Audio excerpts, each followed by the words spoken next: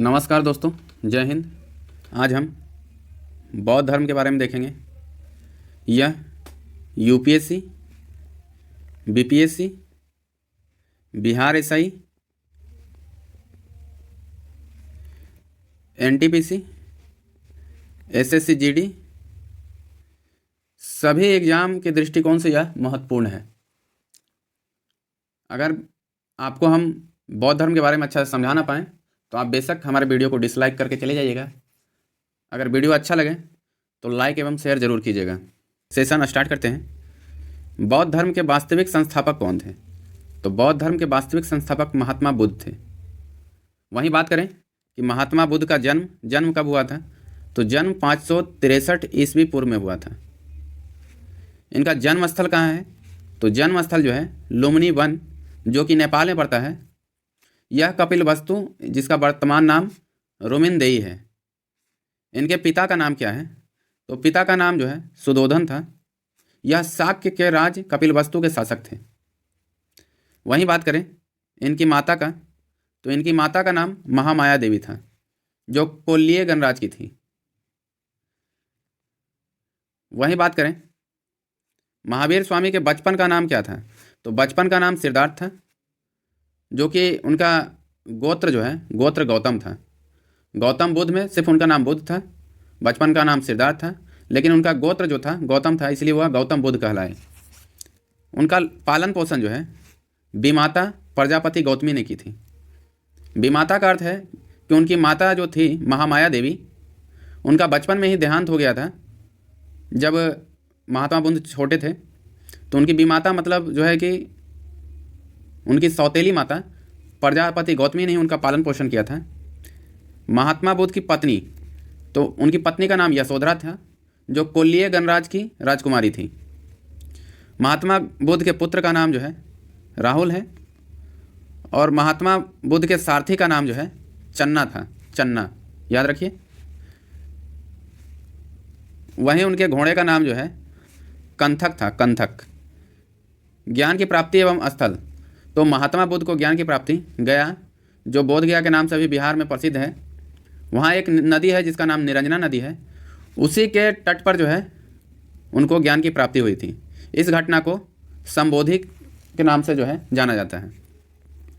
महात्मा बुद्ध ने प्रथम उपदेश जो है सारनाथ में दिए थे, ऋषि पत्तनम के किनारे।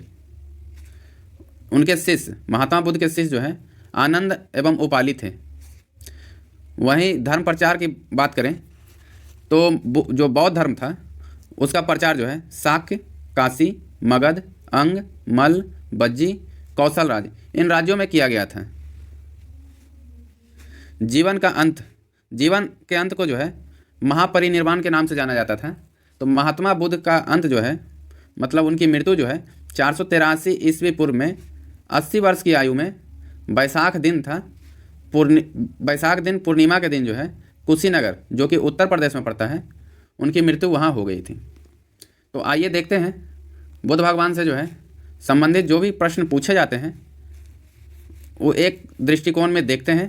जो पहला पॉइंट देखेंगे, महात्मा बुद्ध की शिक्षाएं सर्वप्रथम किस रूप में संकलित है? तो त्रिपिटक एक ग्रंथ था, उसी में महात्मा बुद्ध की शिक्षाएं जो है सर्वप्रथम जो है संकलित की गई थी। महाभिनिष्क्रमण से क्या तात्पर्य है? तो जब महात्मा बुद्ध ने गृह त्याग किया था, यानी घर को छोड़ा था, उस घटना को जो है महाभिनिष्क्रमण कहा जाता है। अगला पॉइंट देखेंगे, बुद्ध को ईश्वर के रूप में पूजने वाला बौद्ध संप्रदाय कौन सा है? तो बौद्ध धर्म जो है दो संप्रदाय में बटा हुआ था, एक महायान और एक हीनयान, जो आगे हम देखेंगे। तो बुद्ध को ईश्वर के रूप में पूजने वाला जो बौद्ध संप्रदाय था वह महायान था। नोट करते हुए चलिएगा। किस बौद्ध संगीति में बौद्ध संघ अस्थाविरवादी तथा महासंघिक जैसे दो भागों में विभाजित हुआ? तो यह द्वितीय संगीति में हुआ। प्रथम संगीति, द्वितीय संगीति, तृतीय संगीति और चतुर्थ संगीति, 4 संगीतियाँ हुई थी। यह आगे हम डिस्कस करेंगे इसके बारे में। फिलहाल देखते हैं नेक्स्ट पॉइंट, बौद्ध मत के उपसंपदा पद से क्या तात्पर्य है? तो यह जो है बौद्ध भिक्षु के धर्म परिवर्तन की अंतिम अवस्था थी। नेक्स्ट पॉइंट है, बुद्ध किसके राज्य में कौशाम्बी आए थे? तो यह उदयीन एक राजा था, उसके शासनकाल में जो है बुद्ध भगवान कौशाम्बी आए थे। ये जो घेरे में दिया हुआ प्रश्न है यह वेरी वेरी इंपॉर्टेंट रहता है, तो इसको ध्यान दे के पढ़ेंगे और सुनेंगे, ये इंपॉर्टेंट है। बौद्ध धर्म में शून्यवाद तथा विज्ञानवाद जैसी दार्शनिक पद्धतियों का उदय हुआ। इसका प्रभाव जो है शंकराचार्य के दर्शन पर भी पड़ा। इसी कारण उन्हें प्रच्छन्न बुद्ध की उपमा भी दी जाती है। नेक्स्ट पॉइंट देखेंगे, बौद्ध धर्म के 4 आर्य सत्य क्या हैं। तो बौद्ध धर्म में 4 आर्य सत्य हैं: दुख, सुख समुदाय, दुख निरोध तथा दुख निरोधगामिनी प्रतिपदा। यह 4 जो थे बौद्ध धर्म के 4 आर्य सत्य थे, जो कि हमेशा सत्य ही रहेंगे। आगे देखेंगे नेक्स्ट पॉइंट, बौद्ध धर्म की रामायण। तो अश्वघोष ने जो है एक प्रसिद्ध पुस्तक लिखी थी बुद्ध चरित। तो बुद्ध चरित के रचनाकार जो है अश्वघोष को माना गया है। आगे देखेंगे नेक्स्ट पॉइंट, अशोक का कौन सा अभिलेख इस परंपरा की पुष्टि करता है कि गौतम बुद्ध का जन्म लुम्बिनी में हुआ। अभी हम लोगों ने जो देखा था कि गौतम बुद्ध का जन्म लुम्बिनी में हुआ है, यह कहाँ से मालूम चला। तो वह एक पुस्तक है अशोक का अभिलेख है, जिसमें जो है रुमिनदेई स्तंभ अभिलेख, उसी में मालूम चला है कि गौतम बुद्ध का जन्म जो है लुम्बिनी नेपाल में हुआ था। नेक्स्ट पॉइंट देखेंगे, बौद्ध धर्म के महायान और हीनयान संप्रदायों में सर्वाधिक मौलिक अंतर कौन सा है। तो बौद्ध धर्म के महायान और हीनयान अभी हमने बताया था कि 2 भाग में विभाजित हो गए थे। तो सर्वाधिक अंतर जो है देवी देवताओं की पूजा है। आगे मालूम करेंगे, अच्छा से अंतर बताया गया है, देखेंगे। वीडियो को ज़्यादा से ज़्यादा शेयर करें और चैनल को सब्सक्राइब करें। नेक्स्ट पॉइंट देखेंगे, बुद्ध की सर्वाधिक मूर्तियों का निर्माण गंधार शैली में हुआ है। बुद्ध की प्रथम प्रतिमा मथुरा कला शैली के अंतर्गत बनाई गई है। वहीं नेक्स्ट पॉइंट देखेंगे, भारतीय कला में बुद्ध के जीवन की किस घटना को चित्रण मृग सहित चक्र द्वारा दिखाया गया है। तो जो प्रथम उपदेश सारनाथ में दिए थे उसी को जो है भारतीय कला में बुद्ध के जीवन की घटना को जो है मृग सहित चक्र द्वारा दिखाया गया है। नेक्स्ट पॉइंट है, बोधगया के महाबोधि मंदिर का संबंध गौतम बुद्ध के जीवन की किस महत्वपूर्ण घटना से है। तो बोधगया में जो है महात्मा बुद्ध को ज्ञान की प्राप्ति हुई थी। एक एक पॉइंट ध्यान से देखते चलेंगे। बुद्ध के उपदेश किससे संबंधित हैं। तो बुद्ध के उपदेश में कहा गया है कि आचरण का शुद्धिकरण एवं पवित्रता, मतलब अपना आचरण जो है आप शुद्ध रखिए और पवित्रता उसमें बनाए रखिए। एक प्रश्न देखेंगे, इंपॉर्टेंट प्रश्न है कि सम्राट अशोक ने अपने पुत्र महेंद्र और पुत्री संघमित्रा को बौद्ध धर्म के प्रचार प्रसार के लिए श्रीलंका भेजा था। ये मुख्य पॉइंट है जो एग्जाम के दृष्टिकोण से महत्वपूर्ण है। फिर से एक बार नोट कीजिएगा, एक सम्राट अशोक था जो अपने पुत्र महेंद्र, उसका पुत्र एक महेंद्र और पुत्री संघमित्रा थी, उसको बौद्ध धर्म के प्रचार के लिए श्रीलंका भेजा था। अभी जो बात कर रहे थे बौद्ध संगीतियों के बारे में, तो 4 बौद्ध संगीतियाँ हुई थी, प्रथम, द्वितीय, तृतीय एवं चतुर्थ। तो पहली बौद्ध संगीति जो 483 ईस्वी पूर्व में जब बुद्ध भगवान का मृत्यु हुआ था उस समय हुआ था, वह जो है राजगीर में हुआ था। पहले नाम इसका राजगृह था, वर्तमान नाम राजगीर है। इसके अध्यक्ष महाकश्यप थे, महाकश्यप। और यह जो है जिस समय यह हुआ था उस समय अजात शत्रु का शासनकाल चल रहा था। उम्मीद है आपको बातें समझ में आ गई। 483 ईस्वी पूर्व में जो है प्रथम बौद्ध संगीति हुई थी जो कि राजगीर में हुई थी। उसके अध्यक्ष जो है महाकश्यप थे और उस समय अजात शत्रु का शासन चल रहा था। द्वितीय बौद्ध संगीति की बात करते हैं। तो द्वितीय बौद्ध संगीति जो है उससे 100 साल बाद जो है 383 ईस्वी पूर्व में हुआ वैशाली में, जिसके अध्यक्ष जो है साब कमीर हैं और यह जो है काला शोक के शासनकाल में हुआ था। नेक्स्ट देखेंगे तृतीय बौद्ध संगीति। यह जो है 250 ईस्वी पूर्व में हुआ था पाटलिपुत्र में। इसके अध्यक्ष जो है मोगलीपुत्र तिस्म थे और इस समय अशोक का शासनकाल था। अशोक महान का आपने नाम सुना होगा। तो एक एक पॉइंट ध्यान से नोट करते चलिएगा और देखते चलिएगा। चतुर्थ बौद्ध संगीति जो है 98 ईस्वी में हुआ था। यह कुंडलवन कश्मीर में हुआ था। नोट कीजिएगा, कुंडलवन कहाँ है कोई पूछेगा तो यह कश्मीर में है। इस समय वसुमित्र जो है वसुमित्र के अध्यक्षता में हुई थी और कनिष्क उस समय वहाँ के राजा थे। कनिष्क का शासनकाल चल रहा था। नेक्स्ट पॉइंट देखेंगे, नागार्जुन किस बौद्ध संप्रदाय के थे? तो नागार्जुन माध्यमिक संप्रदाय के थे। विश्व का सबसे ऊंचा विश्व शांति स्तूप बिहार में कहाँ स्थित है? तो यह जो है राजगीर में है। अगर आप बिहार एसआई क्वालिफाई करते हैं तो आपकी ट्रेनिंग जो है यही राजगीर में करवाई जाएगी। नेक्स्ट देखेंगे, बुद्ध की 80 फुट ऊंची प्रतिमा जो बोध गया में स्थित है किसके द्वारा निर्मित की गई है? तो यह जापानियों के द्वारा निर्मित की गई है। एशिया के पुंज लाइट ऑफ एशिया के नाम से जो है गौतम बुद्ध को जाना जाता है। शून्यता के सिद्धांत का सर्वप्रथम प्रतिपादन करने वाला बौद्ध दार्शनिक कौन था? तो वह नागार्जुन थे, जिन्होंने शून्यता के सिद्धांत का सर्वप्रथम प्रतिपादन किया था।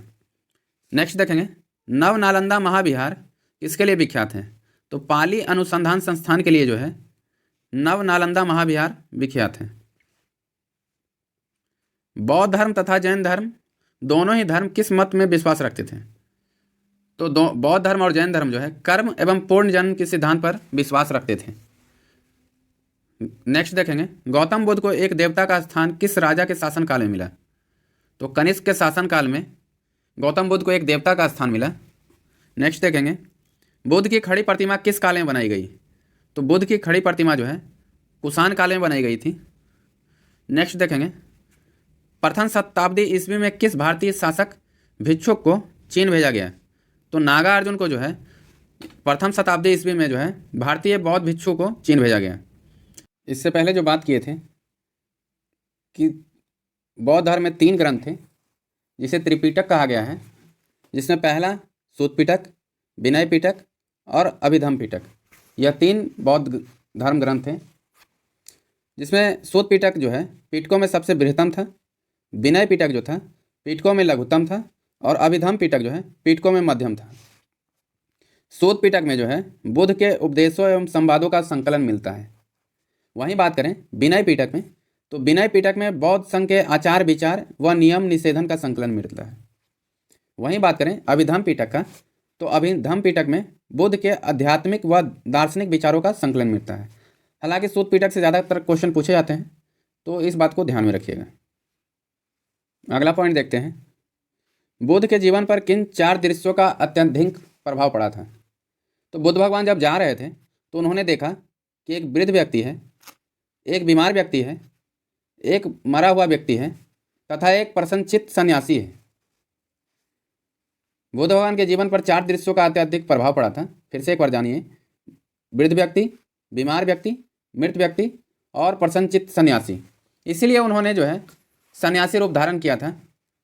नेक्स्ट पॉइंट देखेंगे, मगध के किस राजा ने बुद्ध के निवास के लिए बेलूबन नामक महाविहार बनाया था?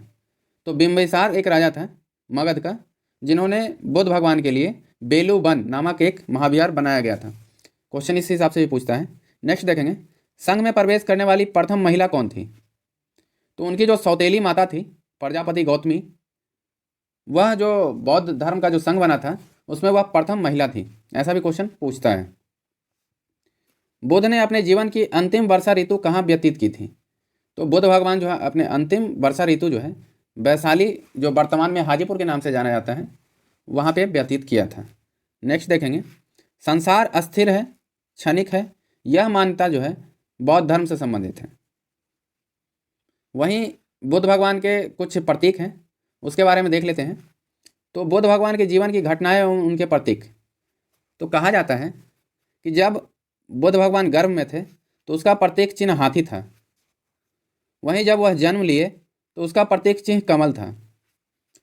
जब बुद्ध भगवान ने निर्वाण प्राप्त किया तो उसका प्रतीक चिन्ह पद चिन्ह था। जब उन्होंने प्रथम प्रवचन दिया था तो उसको चक्र से संबोधित किया जाता है। वहीं जब उनको ज्ञान की प्राप्ति हुई तो वह बोधि वृक्ष के नीचे ज्ञान की प्राप्ति हुई थी, इसलिए उसका प्रतीक चिन्ह बोधि वृक्ष दिया गया। यौवन जो है, यौवन की जो घटना हुई थी उसको, उसका प्रतीक चिन्ह जो है सांड के रूप में प्रतीक किया गया था। जब समृद्धि की प्राप्ति हुई उनको, बुद्ध भगवान को, तो उसका प्रतीक चिन्ह शेर को बनाया गया। जब उनकी मृत्यु हुई तो एक स्तूप बना दिया गया उनके प्रतीक चिन्ह के रूप में। और जब उन्होंने गृह त्याग किया था, इससे पहले भी हम लोगों ने देखा था पहले वाले प्रश्न में, तो गृह त्याग की घटना को घोड़ा से जो है कि डिनोट किया गया है। आगे देखेंगे, गंधार कला में बुद्ध को प्रतिबिंबित किया गया है। तो गंधार कला में ग्रीक रोमन शैली में जो है बुद्ध को प्रतिबिंबित किया गया है। उपोस्त का आचरण कौन करते थे? उपोस्त का आचरण जो है बौद्ध भिक्षु करते थे। महायान बौद्ध धर्म में बोधिसत्व अवलोकितेश्वर को किस अन्य नाम से जानते थे? तो पद्म पानी के नाम से जो है महायान बौद्ध धर्म में बोधिसत्व अवलोकितेश्वर को नाम से जानते थे।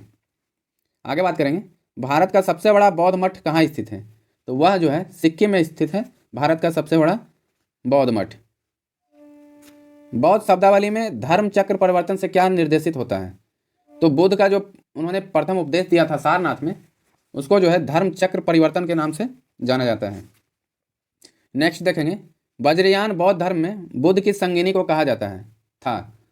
तो बुद्ध की संगिनी तारा को कहा जाता था। नेक्स्ट देखेंगे, बौद्ध धर्म की किस शाखा में अनातम सिद्धांत एवं पुद्गल को मान्यता दी गई? तो सर्वास्तिक जो था बौद्ध धर्म का एक शाखा था जिसमें अनंतम सिद्धांत एवं पुद्गल को जो है सर्वास्तिक की मान्यता दी गई। नेक्स्ट देखेंगे, महासंधिकों के अनुसार जीव किससे निर्मित हैं? तो यह नव धर्म से निर्मित हैं। नेक्स्ट देखेंगे, बौद्ध धर्म के त्रिरत्नों में क्या शामिल है? तो बौद्ध धर्म के 3 त्रिरत्न थे, बुद्ध, धम्म और संघ। ऐसा भी क्वेश्चन एराइज किया जाएगा। हालांकि ये सभी वीवीआई क्वेश्चन है। आपको बताते चले कि अभी तक आपने हमारे चैनल को सब्सक्राइब नहीं किया है तो सब्सक्राइब करें और वीडियो को ज़्यादा से ज़्यादा शेयर करें।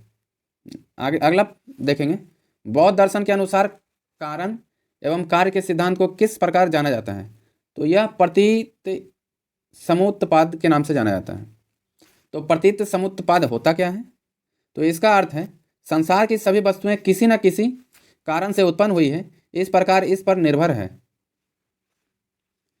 एक मुख्य पॉइंट देख लेंगे इसमें, बौद्ध धर्म की महायान शाखा औपचारिक रूप से कनिष्क के शासन में जो है कि प्रारंभ की गई थी। तो आप हमें कमेंट कीजिए कि आज का सेशन आपको कैसा लगा। क्या ऐसा ही टॉपिक वाइज जो है एनसीईआरटी के